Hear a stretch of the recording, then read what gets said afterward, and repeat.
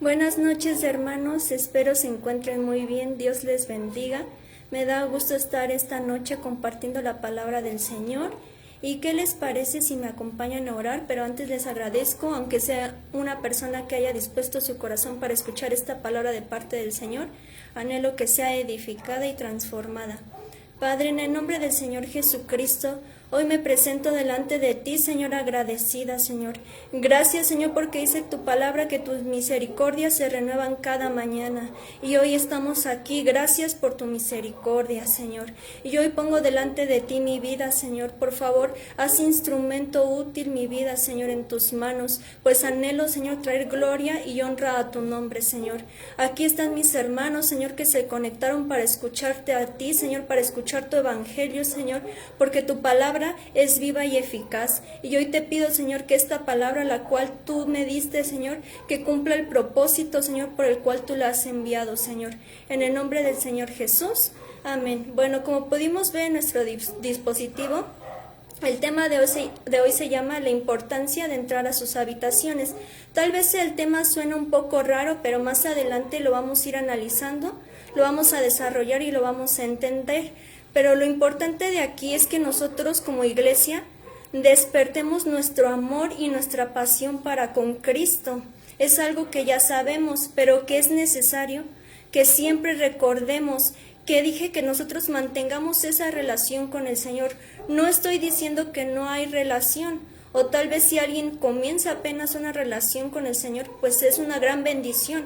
Pero estoy hablándole a personas que ya iniciaron una relación con el Señor y que dije que la debemos de mantener siempre, no solo de vez en cuando. Ya que si vivimos sin pasión y sin amor a Dios, no iremos de regreso con el Señor y no disfrutaremos de su presencia aquí en la tierra. Veamos qué nos dice la palabra en Filipenses 3:20. Si me acompañan a Filipenses 3:20 dice: mas nuestra ciudadanía está en los cielos, de donde también esperamos al Salvador, al Señor Jesucristo. Todos aquí sabemos que estamos de paso en esta tierra, que nuestra ciudadanía está allá en lo celestial. Nosotros somos extranjeros aquí en esta tierra.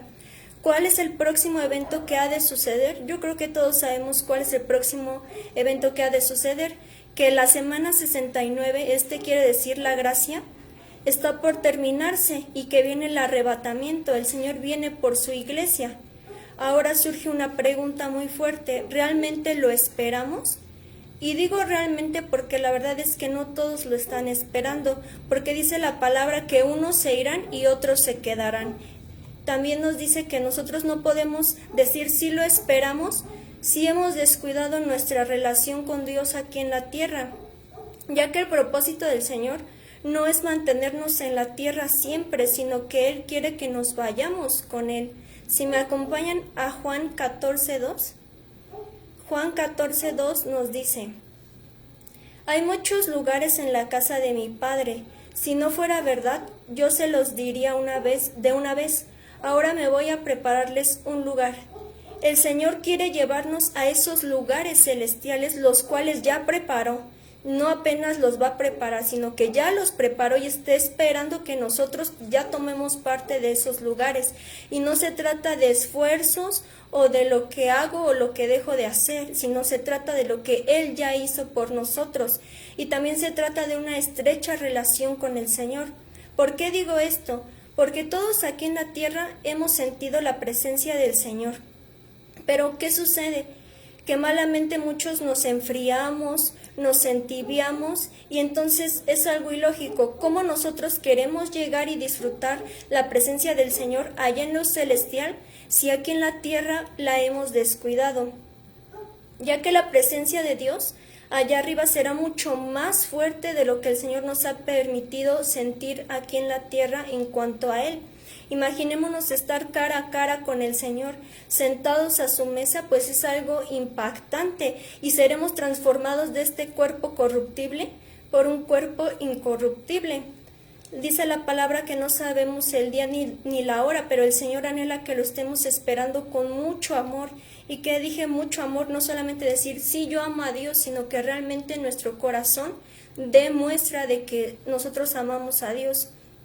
Y uno de los libros que más me gusta es Cantares, y este libro nos muestra el deseo de Dios implantado en cada uno de nuestros corazones para llegar a esa unión perfecta. ¿Qué dije? Esa unión perfecta. Como les mencionaba antes, hay una unión, pero el Señor quiere que esa unión se vuelva perfecta, la cual se basa en la redención de Cristo. Y por poco la tsunamita se queda y no se va con el amado. ¿Por qué? Porque lo descuidó, se distrajo. Se le olvidó que su estancia en esta tierra era pasajera, y si no hubiese sido atraída por el Señor, ella se hubiera quedado. Toda la palabra desde Génesis hasta Apocalipsis nos muestra el amor tan grande de Dios para con nosotros, y en el libro de Cantares no es la excepción, nos muestra el amor por su iglesia. El Señor está tan deseoso que tengamos esa estrecha relación con Él, que nosotros mismos, y esto es lamentable porque nosotros deberíamos de buscarlo a Él, no que Él nos esté atrayendo a nosotros para poder tener esa relación. ¿Qué sucedió? Que Él vino y dio su vida por ti y por mí, o sea, Él vino a restaurar la humanidad caída que teníamos, no el ser humano buscó restaurar esa relación. Eva lo tenía todo allá, estaba cerca de la presencia de Dios. Y digo cerca porque no estaba en la presencia de Dios, porque si hubiera estado en la presencia de Dios, ella hubiera estado completamente llena, que cuando Satanás vino y la intentó distraer, la engañó, eso no hubiera sucedido. Entonces nosotros podemos estar cerca de la presencia de Dios, pero no quiere decir que estamos dentro de la presencia de Dios. Al ser humano le es muy difícil hacer las cosas conforme a Dios. Por eso en el Antiguo Testamento que nos dice que habían muchos sacrificios. ¿Para qué? Para que el hombre pudiera llegar a esa relación con el Señor. Más adelante veremos que dice la amada que ella le decía, ahí viene mi amado sobre los montes. Pocas veces en el libro de Cantares nos muestra que ella fue a buscarlos, solamente fue cuando ella dice que se quedó dormida y dice, me descuidé, voy a buscar a mi amado, y él ya no estaba. Si me acompañan a Cantar de los Cantares 1.4, Cantares 1.4 dice, atráeme en pos de ti y correremos. El Rey me ha metido en sus cámaras, nos gozaremos y nos alegraremos en ti. Nos acordaremos de tus amores más que del vino, con razón te aman. ¿Qué nos está diciendo esta palabra? Que ella le decía al Señor, atráeme, o sea, ella no fue a buscarlo, sino que le decía, atráeme en pos de ti y correremos. Es una confirmación de lo que les decía antes.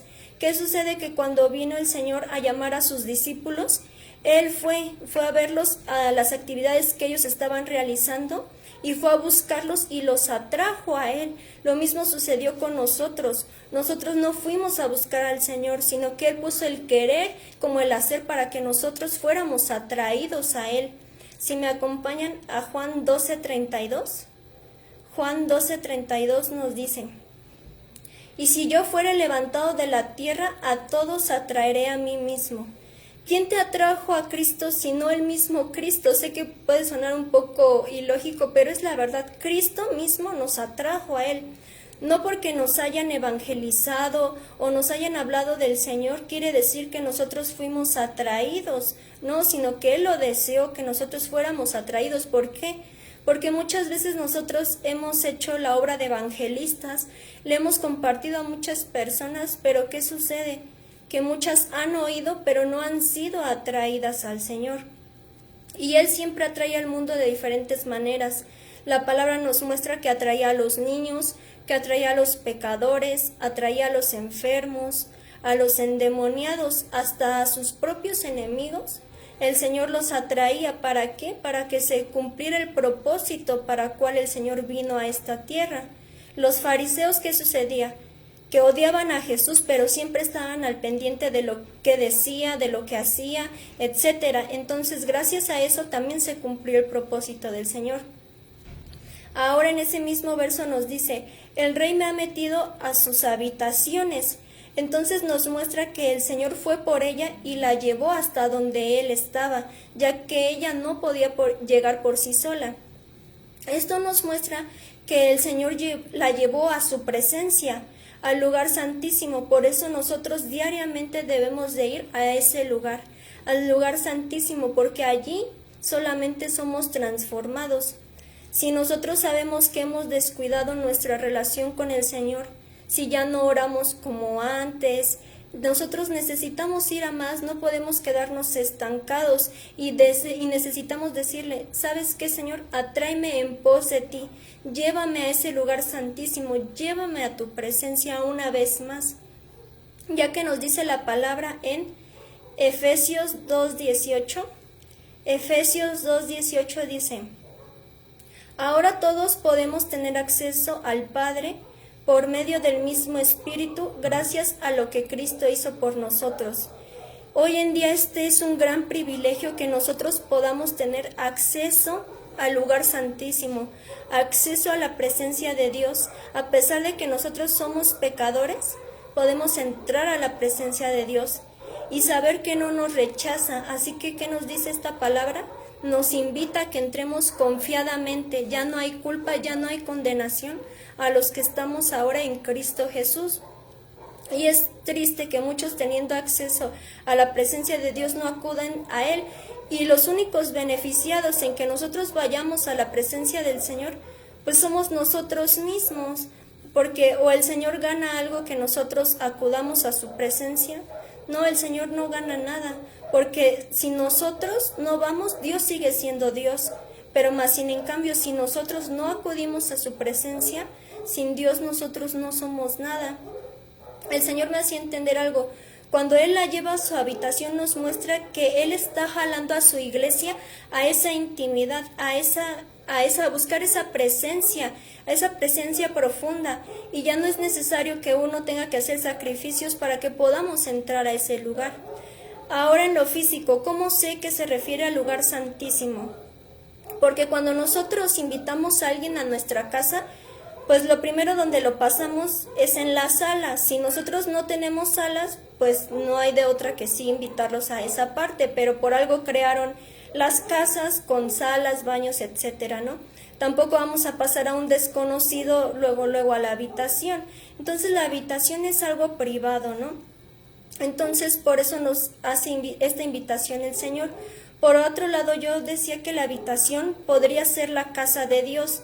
Pero ¿qué hay en una casa? Como se los comenté, hay ciertos lugares específicos. Incluso en una habitación que podemos encontrar descanso. Y los hombres de Dios que están dentro de la iglesia primero tienen que buscar ese descanso en el Señor para poder después traer a otros a la presencia del Señor. Nosotros primero necesitamos esa intimidad con Dios para después traer a los demás a la casa del Señor, porque si nosotros no tenemos esa intimidad con Dios, pues obviamente no vamos a ser de edificación para alguien más. Entonces el Señor sabía de este riesgo, por eso llevó a la tsunamita a sus habitaciones, ya que si no, su fin de ella sería destrucción. Y es difícil buscar al Señor. ¿Por qué? Porque la carne es débil, el espíritu está dispuesto, pero la carne es débil. Su espíritu de ella estaba dispuesto, por eso más adelante dice que su corazón velaba. Entonces su espíritu estaba dispuesto, pero su carne era débil. Si su corazón de ella hubiera estado dispuesta, luego ella iría a buscarlo, sino que ella le dijo, atráeme en pos de ti. Y para tener esa presencia hubo un precio muy duro, muy difícil que se tuvo que pagar, y fue un precio de sangre. Ahora, ya que estamos en el lugar santísimo, ya que estamos en la presencia de Dios, surge una pregunta: ¿qué encuentro en la presencia de Dios? Punto número 1, encontramos gozo. Después que ella llega a la habitación, ese mismo verso nos dice, nos gozaremos y nos alegraremos en ti. Si me acompañan a Salmos 16:11, Salmos 16:11 dice, me darás a conocer la senda de la vida, en tu presencia hay plenitud de gozo, en tu diestra deleites para siempre. Entonces, cuando nosotros estamos en la presencia del Señor, automáticamente hay gozo. Y hoy, ¿cómo nos sentimos? ¿Nos sentimos con gozo, con alegría, o nos sentimos tristes o desanimados? En los sábados hemos estado aprendiendo sobre este tema del gozo, cómo mantenerlos, y como se los decía la vez pasada, ese sábado que compartí, Sí, efectivamente es difícil mantener el gozo cuando hay dificultades, cuando las cosas van mal, pero si tenemos en mente de lo que el Señor hizo por nosotros, automáticamente nuestro entendimiento es transformado y sí podemos llegar a tener ese gozo. Pero ¿qué nos dice este verso? En plenitud de gozo. Sé que todos hemos experimentado el gozo, pero plenitud de gozo siento que aún nos falta experimentar eso. Para entender mejor esto, ¿qué es plenitud? Esto es algo que ha sido perfecto en su totalidad. ¿Qué dije? Perfecto en su totalidad. Es llegar al esplendor de algo. En la plenitud ya no hay dolor, ya no hay preocupación, ya no hay miedo, ya no hay ansiedad, ni por un momento. ¿Qué dije? Ni por un momento. Si por un segundo nosotros sentimos miedos, sentimos preocupaciones, tenemos ansiedad, entonces quiere decir que no hemos llegado a alcanzar esa plenitud de gozo a la cual el Señor nos ha estado invitando. El Señor me llevaba a recordar la vida del apóstol Pablo cuando él estaba en la cárcel y me hacía entender que las prisiones físicas que él estaba viviendo, porque estaba físicamente en una cárcel, mas no espiritualmente, esa prisión física que él estaba viviendo se convertía en un palacio. O sea, esa prisión se convertía en un palacio si Jesús estaba allí. Y lo mismo nos viene a decir el Señor a todos nosotros. Sea lo que estemos pasando, la dificultad se convierte en algo glorioso si Jesús es el centro de nosotros, si Jesús está allí con nosotros. También recuerdo una vez que estaba leyendo un libro y una hermana compartió que ella igual estaba encarcelada por compartir el evangelio y ella decía que se sentía como un pájaro en una jaula, pero que se sentía tan libre dentro de la jaula que sentía que si fuera ese pájaro, que como los que están allá fuera libres, que podía cantar. Entonces vemos tan importante cómo es mantener el gozo, cómo estar llenos de la presencia de Dios. Punto número 2 que encontramos cuando nosotros estamos dentro de la habitación, cuando nosotros estamos dentro de la presencia de Dios, es la ayuda. Si me acompañan a Salmos 46.1, Salmos 46.1 dice: Dios es nuestra ayuda y fortaleza, nuestro pronto auxilio en las tribulaciones. Sin duda, saber que Dios nos ayuda y que Dios está con nosotros es muy extraordinario. Muchas personas han sido levantadas de la depresión, han sido levantadas de las enfermedades, de la tibieza espiritual, de cualquier cosa, gracias a que tienen una revelación verdadera de que Dios es su ayuda. Dios siempre va a estar dispuesto a ayudarnos, pero a nosotros como iglesia nos toca confiar y no darle lugar a la duda. En la semana se nos habló también de la duda, entonces nosotros no debemos darle lugar a la duda. Como el salmista David, sin duda el Señor lo ayudó en muchas cosas extraordinarias. Lo libró de los ataques de los osos, de los leones, de la guerra, del gigante Goliat. Y el Señor no solamente está allá en los cielos, indiferente a lo que nos pase, sino que Él se complace también en brindarnos su ayuda a nosotros que somos sus hijos. Pero también nosotros nos toca hacer una parte. La palabra nos dice en Salmos 18.6, si me acompañan a Salmos 18.6, dice: En mi angustia invoqué a Jehová y clamé a mi Dios. Él oyó mi voz desde su templo y mi clamor llegó delante de él a sus oídos. Dios puede venir a nuestra ayuda, pero también es necesario que nosotros clamemos día y noche y perseverar en la oración. Así pasen 10 años, si yo no veo la respuesta de Dios, ¿yo qué tengo que hacer? Seguir clamando y seguir confiando en que Dios vendrá en mi ayuda. No debemos de ser de los que un día sí oran y del que al otro día ya no oran. No porque nosotros no veamos la respuesta de Dios quiere decir que nosotros debemos de tomar la solución en ese momento, porque si nosotros tomamos una solución basada en nuestros criterios en ese momento porque no hemos visto la respuesta de Dios, pues las consecuencias serán destructivas. Sin oración, ¿cómo queremos esperar la respuesta de Dios? Es por eso la importancia de que nosotros perseveramos en la oración y en la presencia de Dios también. En estos tiempos muchos saben la palabra del Señor y es bueno saber la palabra del Señor, pero también necesitamos mantener nuestro tiempo de oración, nuestro tiempo de intimidad con el Señor. David tenía una comunión continua con el Señor. Él buscaba los momentos exactos para orar. Y ahora te pregunto, ¿cuáles son los momentos exactos para orar? Veamos lo que nos dice la palabra en Efesios 6:18. Si me acompañan a Efesios 6:18 dicen: Oren en todo tiempo, con toda oración y súplica en el Espíritu, y manténganse atentos siempre orando por todos los santos. La oración es el poder que nos da la victoria en todas las cosas, pero no solo a nosotros, sino que también a los demás. Por eso el apóstol Pablo nos dice en este verso que siempre oremos por todos los santos. ¿Por qué dijo esto el apóstol Pablo, que siempre oremos por todos los santos? Porque todos enfrentamos luchas diferentes. Así como yo tengo mis luchas, cada uno de ustedes tiene sus luchas.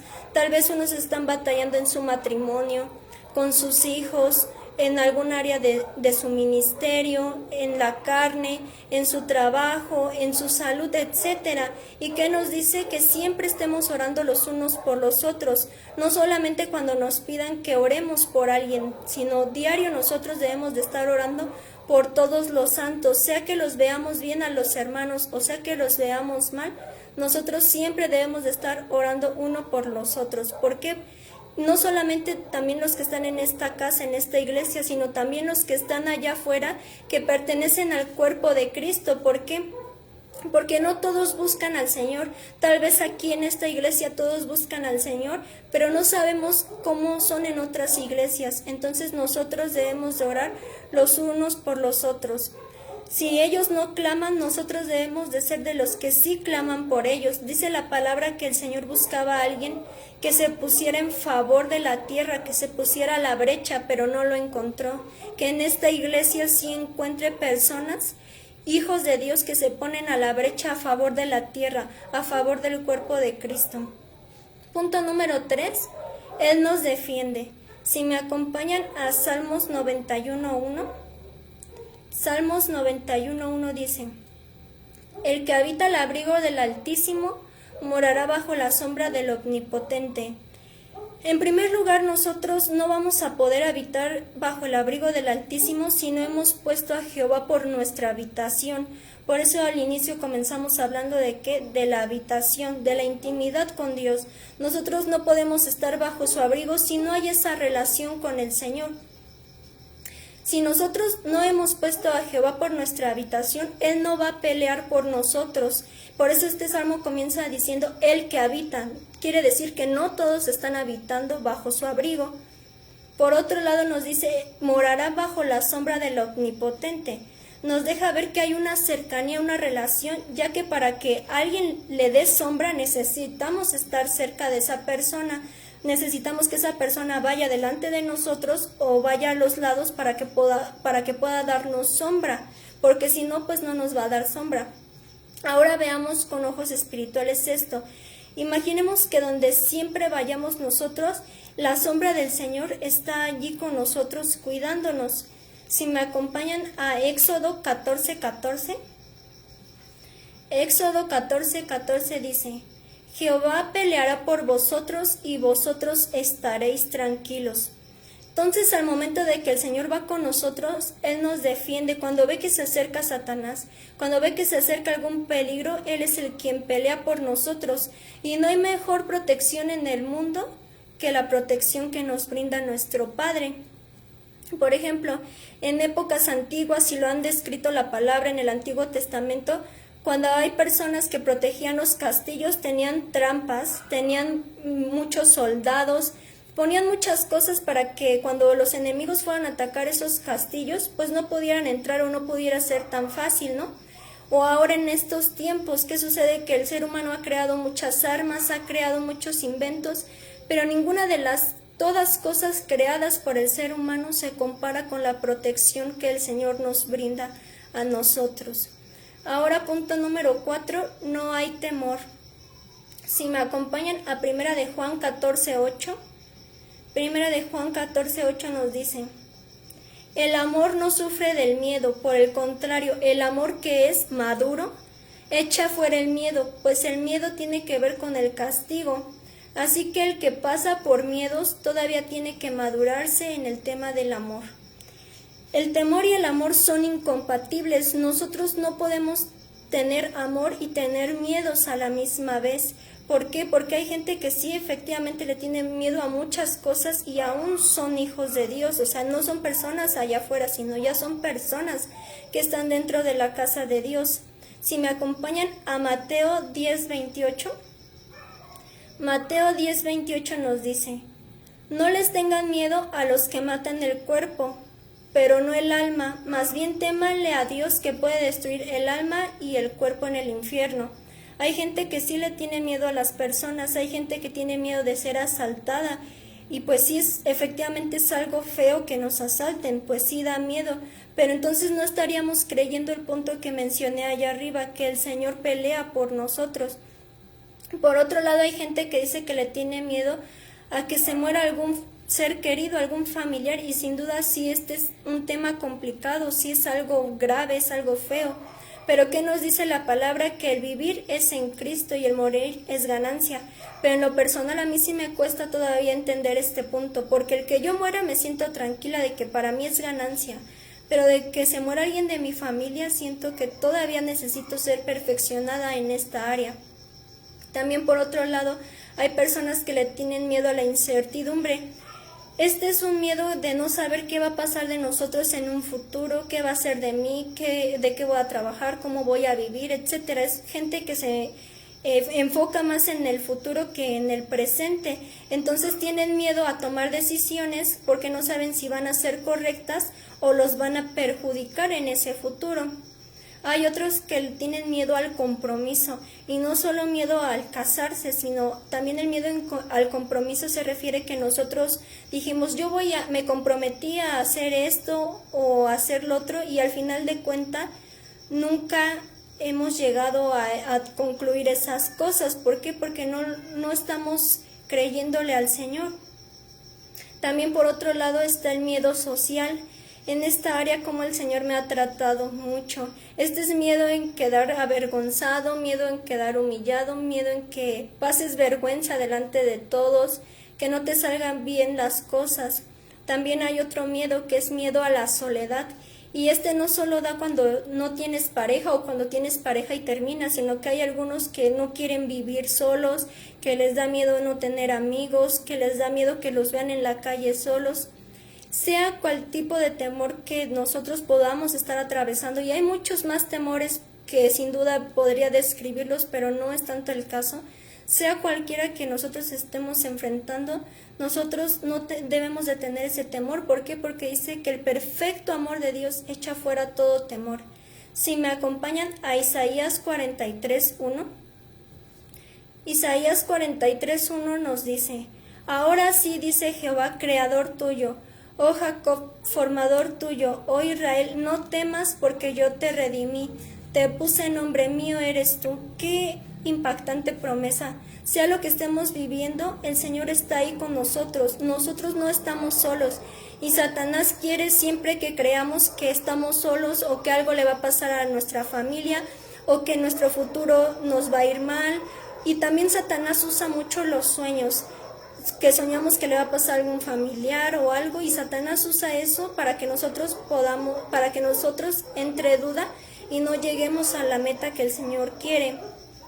Y se los digo por experiencia, el vivir en miedo, en temor, es algo muy difícil que para la obra del Señor, para nuestro avance en el caminar con el Señor. Pero desde ahora de que el Señor me ha permitido tener esa revelación de que Dios está conmigo, los temores han sido apagados, han disminuido. Y ahora sé que si el Señor permite algo, Él sabe el por qué. La palabra nos dice que Él no permite que ni un pajarito caiga al suelo sin que sea su voluntad. Entonces nosotros estemos confiados que aunque pasemos cosas muy difíciles, Él siempre va a estar con nosotros. El punto número 5 es la salvación. Recordemos que salvación significa libre de toda especie de mal. ¿Y por qué termino con esto de la salvación? El Señor no solamente nos llamó a disfrutar su presencia aquí en la tierra, sino que también quiere que la disfrutemos allá en lo eterno. Al momento de estar dentro de la habitación del Señor, dentro de su presencia, nuestra vida aquí en la tierra será maravillosa, pero que no se nos olvide que también nosotros pertenecemos allá en lo celestial y nosotros no podemos amoldearnos a lo que vivimos aquí en la tierra. Por eso la palabra nos dice en Hebreos 2:3. Si me acompañan a Hebreos 2:3 dice: entonces, ¿qué nos hace pensar que podemos escapar si descuidamos esta salvación tan grande, que primero fue anunciada por el mismo Señor Jesús y luego nos fue transmitida por las que lo oyeron hablar? Me gustó esta versión porque dice: ¿qué nos hace pensar que si nos distraemos por un momento, y hace rato estábamos hablando de los momentos, de los segundos, que si nos ponemos tibios o fríos vamos a poder escapar de esto? Las 10 vírgenes, ¿qué sucedió? 5 de ellas se quedaron. La tsunamita casi pierde a su amado. Que no sea que nosotros también podamos pasar por esto. No podemos actuar como si ya lo supiéramos todo, porque no es verdad. La verdad es que nos faltan muchas cosas por aprender, muchas cosas por saber.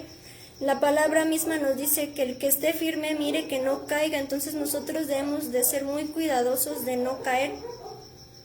Debemos de enfocarnos día a día en Él, que debemos de quedarnos cerca de Él y aprendamos a tener esos pensamientos como Cristo. Necesitamos esa mente de Cristo, necesitamos renovar día con día nuestra mente para que ésta no sea moldada a lo terrenal, para que nosotros podamos vivir de forma agradable al Señor, aunque estemos aquí en el mundo.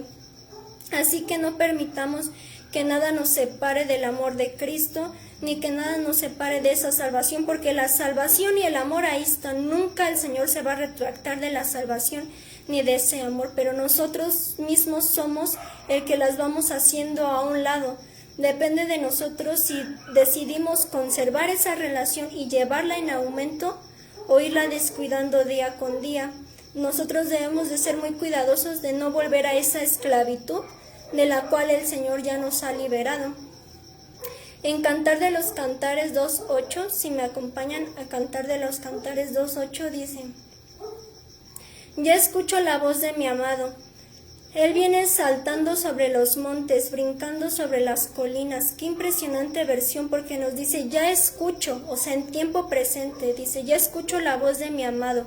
Él ya viene, el Señor nos está llamando. Pero también nos dice este verso que no hay obstáculo que Él no pueda vencer, ya que Él ya venció en la cruz todas las cosas. Cuando se refiere a montaña, Él ya pasó por todas esas montañas de dificultad que para nosotros se nos ven difíciles, para Él son fáciles de escalar y las pasa como si fuera un camino recto. ¿Saben por qué dice la palabra que mi amado viene sobre las montañas y no quitó las montañas? Ya que dice la palabra que si nosotros tuviéramos fe, como un grano de mostaza, le diríamos a ese monte: quítate, y se quitaría. Entonces bien puedo decir la Escritura que el Señor pudo haber quitado esos montes, pero sino que nos dice que viene sobre las montañas, porque nos está tratando de decir que el Señor está por sobre todas las cosas, por sobre toda situación que podamos enfrentar. Él siempre va a reinar. Necesitamos caminar juntos para llegar a esa meta que tenemos por delante.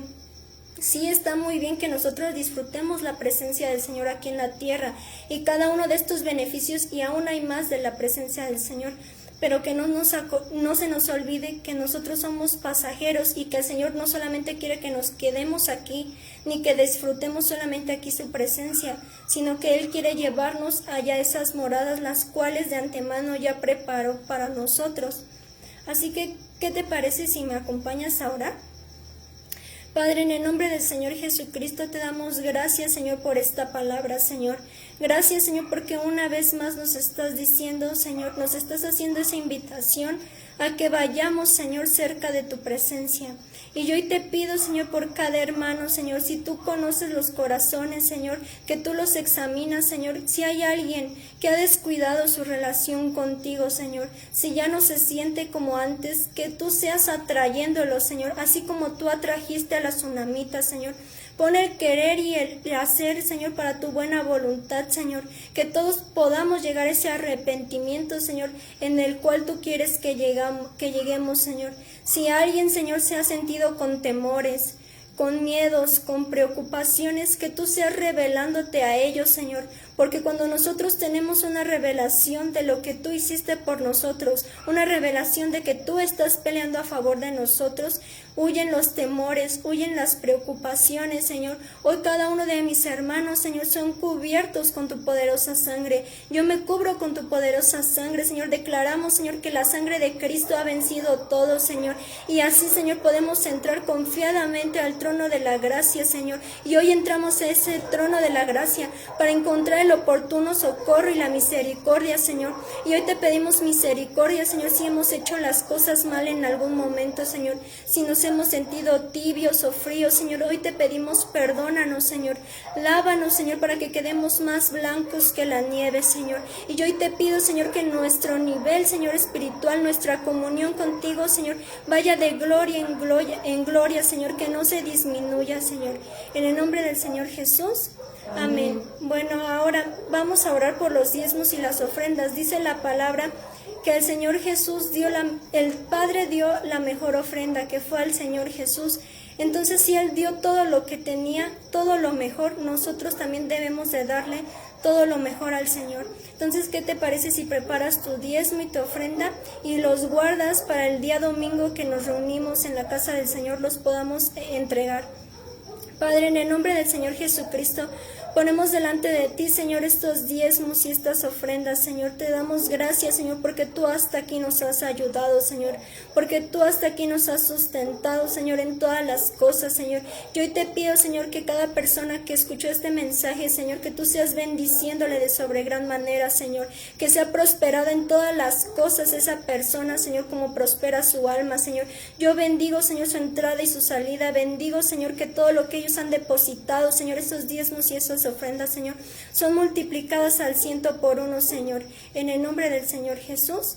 Amén. Bueno, hermanos, recordemos que mañana tenemos una cita a las 11 de la mañana. Dios les bendiga.